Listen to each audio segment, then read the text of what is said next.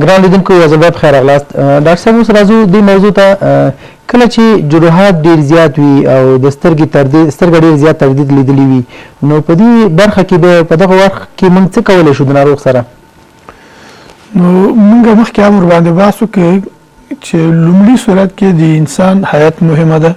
که چېرته مریض سټیبل و، ډېرې تروما یې لیدلي، جراحات یې لیدلي، مریض ارامه ده، نور کوم دماغي تردید شی نه لري، کوشش کیږي چې د مریض سترګه ترمیم شي، د سترګې وظیفه وساتل شي چې هغه د لیدلو وظیفه ده. ډاکټر نهایي کوشش کوي چې هغه جراحات چې موجود دي ترمیم کړي او د سترګې وظیفه وساتل شي، مریض دید پیدا کړي. په بعضې حالاتو کې د ډېرو جراحاتو له کبله نشي کولی، ډاکټر هم په دې اطمیناني نه وي، تخریبات ډېر زیات وي، نو سترګه دید نشي کولی.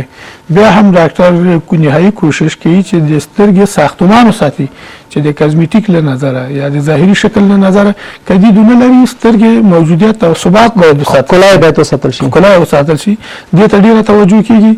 خو په بعضې حالاتو کې که یو څوک داسې فکر وکړي چې سترګې دید هم له منځه تللی وي او هم ښکلا ته هم دومره ډېر ارزښت ځکه نه ورکول کېږي چې که چېرته د سمپاتیک اپتالمایټس یا د بلې روغې سالمې سترګې د التهابي کېدو چانس زیات وي، نو په دې صورت کې معالج ډاکټر مسؤل ده کولی شي چې د سترګه تخلیه کړي د انسان د حیات په منظور باندې او د انسان د بل سترګې د سالم ساتلو په خاطر باندې. بیا په دغه صورت کې موږ ښکلا ته دومره توجه نه کوو ځکه چې بله سترګه د انسان دپاره ډېر مهمه ده. نظر ښکلا ته کولی شي چې بیا سترګه تخلیه شي چې د بلې سترګې په خاطر باندې چې د هغې د التهابي کېدو څخه مخنیوی وشي.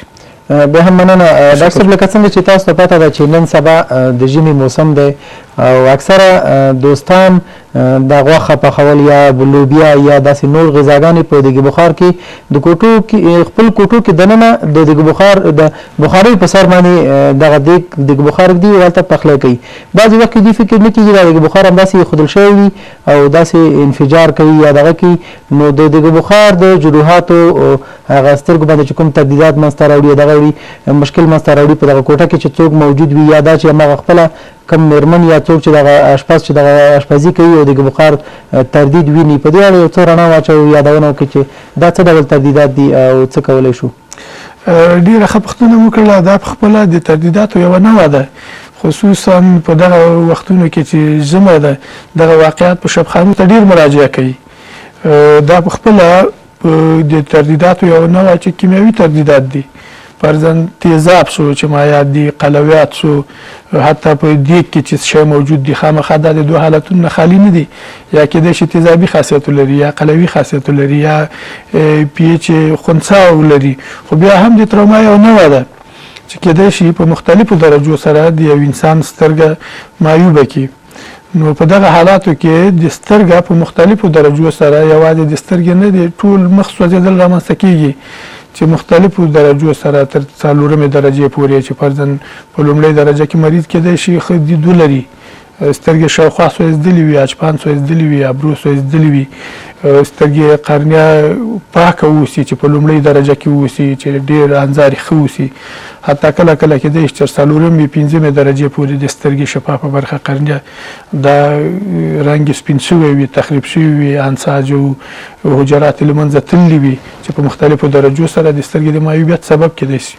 بیا هم مننه ډاکټر صاحب. اوس که دې موضوع ته راشو، کله چې داسې تردیدات یعنې د دیګ بخار تردیدات منځته راغلي وي او یو ناروغ تاسو ته مراجعه کوي، نو د دوی سره تاسو کوم اهتمامات دوی ته په نظر کې نیسئ تر څو د دوی د سترګو درملنه وشي او آینده کې دوی لپاره د سترګو د لیدلو ستونزه موجود نه وي؟ په ټولو حالاتو کې فرضاً د په دیګ بخار په حالاتو کې چې هغه کې مایعات دي چې هر څه پخیږي، یا په تیزابي حالاتو کې چې بعضې ورونه خویندې په فابریکو کې کار کوي، په کورونو کې د چونې څخه استفاده کوي، دا ټول هغه حالات دي چې سترګه تخریبوي.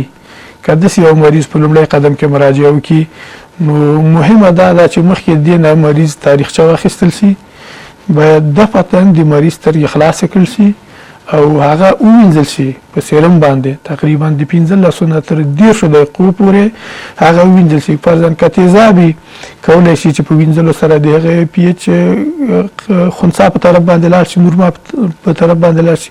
که قلویات فرضاً چونه سوه، نور سوه چې سترګې سوځوي، او هغه هم وویندل شي. حتی د بخار تردیدات چې دي اجنبي اجسام سترګې ته داخليږي، کولی شي چې په وینځلو سره اجنبي اجسام لرې شي، د سترګې اجفان واړول شي، لاندې او پاس وکتل شي په منظم شکل تر نیم ساعت پورې باید هغه وینځل شي.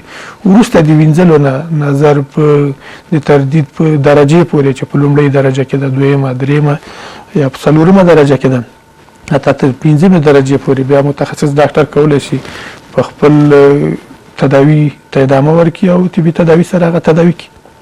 بیا هم مننه. اوس ډاکټر صاحب راځو دې موضوع ته چې د دې لپاره چې دغسې حالتونو سره مخامخ نه شو او داسې د سترګو څرنګه چې سترګه د الله تعالی یو نعمت دی او د دې لپاره چې داسې مشکلاتونو سره چې مخامخ نه شو چې د سترګې تردید منځته منځته راشي، نو تاسو زموږ ګران لیدونکو ته څه پیغام لرئ او آیا د دې لپاره څه ژغورنې لاره شته؟